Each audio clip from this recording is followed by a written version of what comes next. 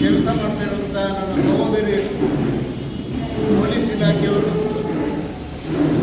ಪೌರ ಕಾರ್ಮಿಕ ಇಲಾಖೆಯವರು, ಆಶಾ ಕಾರ್ಯಕರ್ತೆಯರು ಮತ್ತು ನಮ್ಮ ವಕೀಲರು, ಈ ಥರ ಯಾರ್ಯಾರು ಬೇರೆ ಬೇರೆ ಕ್ಷೇತ್ರಗಳಲ್ಲಿ ನಮ್ಮ ಸಹೋದರಿಯರು ಕೆಲಸ ಮಾಡ್ತಾ ಇದ್ದಾರೆ ಅವರಿಗೆ ಕರೆದು ಬಾಗಿಣವನ್ನು ಕೊಡೋದ್ರ ಮೂಲಕ ಅವರನ್ನು ಗೌರವಿಸಬೇಕು ಅಂತೇಳಿ ಮುಖ್ಯ ಅತಿಥಿಗಳಾಗಿ ಆಗಮಿಸಿರುವಂಥ ನಮ್ಮ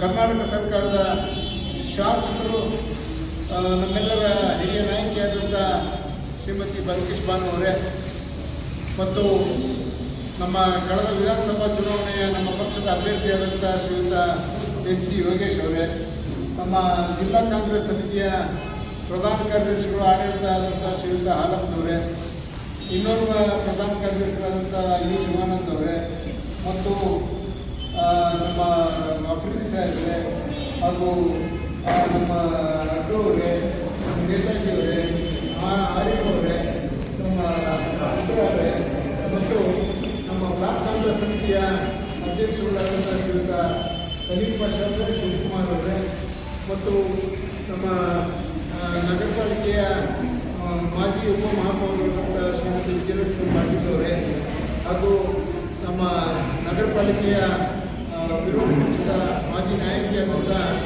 ಶ್ರೀಮತಿ ನಿರ್ಮಲಾ ರಂಗೇಶ್ ಅವರು, ಭಾಳ ಶ್ರಮವಹಿಸಿದಂಥ ನಮ್ಮ ಜಿಲ್ಲಾ ಕಾಂಗ್ರೆಸ್ಸಿನ ಕಾರ್ಯದರ್ಶಿಗಳಾದ ಶ್ರೀಗಂಧ ಅವರೇ ಮತ್ತು ನಮ್ಮ ಗ್ಯಾರಂಟಿ ಸಮಿತಿಯ ಜಿಲ್ಲಾ ಗ್ಯಾರಂಟಿ ಸಮಿತಿಯ ಸದಸ್ಯರಾದಂಥ ಶ್ರೀಮತಿ ಅರ್ಚನಾ ಅವರೇ, ನಮ್ಮ ನಿಟ್ಟಲಿಯ ನಮ್ಮ ಗ್ಯಾರಂಟಿ ಸಮಿತಿಯ ಶ್ರೀಮತಿ ಕೃಷ್ಣಮೂರ್ತಿ ಅವರೇ, ಕೃಷ್ಣಮೂರ್ತಿಯಲ್ಲ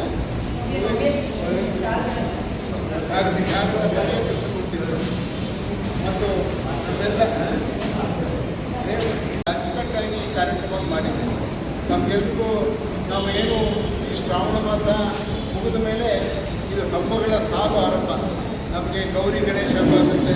ಗೌರಿ ಗಣೇಶ ಹಬ್ಬ ಆಗ್ತಿದ್ದಂಗೆ ನಮ್ಮ ಅಲ್ಪಸಂಖ್ಯಾತ ಬಂಧುಗಳು ಈದ್ ಮಿಲಾದ್ ಹಬ್ಬನೂ ಆಗುತ್ತೆ.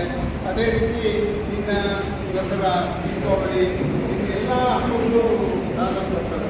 ಈ ಸಂದರ್ಭದಲ್ಲಿ ನಾವು ಈಗಾಗಲೇ ನಮ್ಮ ಮಹಿಳೆಯರ ಸಂಖ್ಯೆ 50% ಹೆಚ್ಚು ನಮ್ಮ ದೇಶದಲ್ಲಿದೆ. ಇವತ್ತು ಇನ್ನು ಮುಂದೆ ಮಹಿಳೆಯರು ಎಲ್ಲ ರಂಗದಲ್ಲೂ ಅವರು ಮುಂದೆ ಬರಬೇಕು, ಮುಂದೆ ಅವರನ್ನು ನೋಡಬೇಕು. ಇವತ್ತಾಗಲೇ ನಾವು ನೋಡ್ತಾ ಇದ್ದೀವಿ, ಪೊಲೀಸ್ ಇಲಾಖೆಯಲ್ಲಿ ಬಹಳ ಬೆರಳೆಣಿಕೆಯಲ್ಲಿ ಇರ್ತಿದ್ರು. ಈಗ ಪೊಲೀಸ್ ಇಲಾಖೆಯಲ್ಲಿ ನಮ್ಮ ಸಹೋದರಿಯರು ಭಾಳಷ್ಟು ಜನ ಕೆಲಸ ಮಾಡ್ತಾ ಇದ್ದಾರೆ. ನಮ್ಮ ಸಹೋದರಿಯರ ರಕ್ಷಣೆಗೆ ಟೊಂಕೆ ಕಟ್ಟು ನಿಂತಿದ್ದಾರೆ. ಅವರಿಗೆ ವಿಶೇಷವಾದಂಥ ನಾವು ಗೌರವವನ್ನು ಈ ಸಂದರ್ಭದಲ್ಲಿ ಕೊಡಬೇಕಾಗಿದೆ.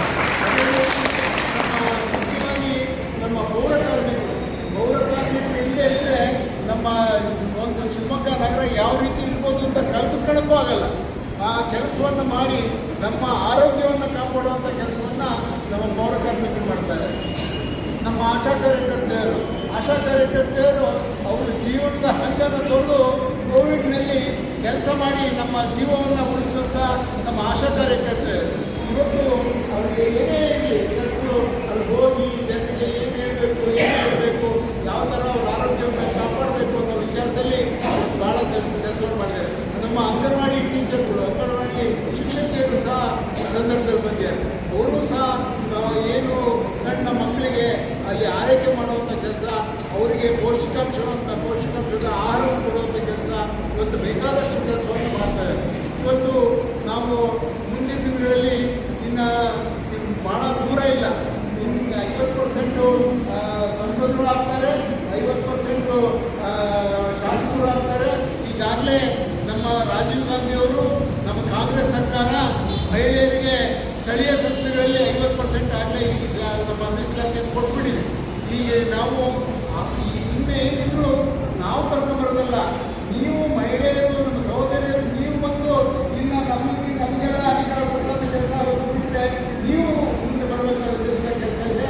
ಆದ್ದರಿಂದ ಇವತ್ತು ಇದಕ್ಕೆಲ್ಲ ಒಂದು ಏನು ಬಾಗಿಣ ಕೊಡುವಂಥ ಕೆಲಸ ಅಂತ ಹೇಳಿದ್ರೆ ನಮ್ಮ ಮನೆಯಲ್ಲಿ ನಮ್ಮ ತಂಗಿಯವರಿಗೆ, ಅಕ್ಕವರಿಗೆ ನಾವು ಅವರಿಗೆ ಸನ್ಮಾನ ಮಾಡಿದ ರೀತಿಯಲ್ಲಿ ನಮಗೆ ಅನಿಸುತ್ತೆ. ಹಾಗಾಗಿ ನಮಗೆ ಭಾಳ ಮುಖ್ಯವಾದಂಥ ಕೆಲಸ ಇದು. ಈ ಏನು ಗೌರಿ ಹಬ್ಬ ಅಂದಕೂಡಲೇ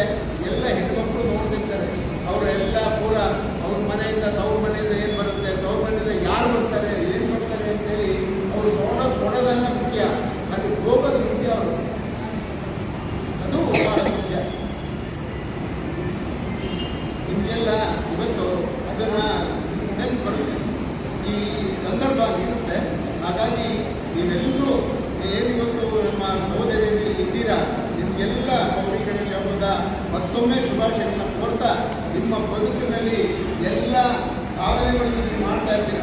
ಇವತ್ತು ಸಂಸಾರವನ್ನು ರೂಪಿಸ್ಕೊಂಡು ಹೋಗೋದ್ರಲ್ಲಿ ನೀವು ಬಹಳ ಮುಖ್ಯ.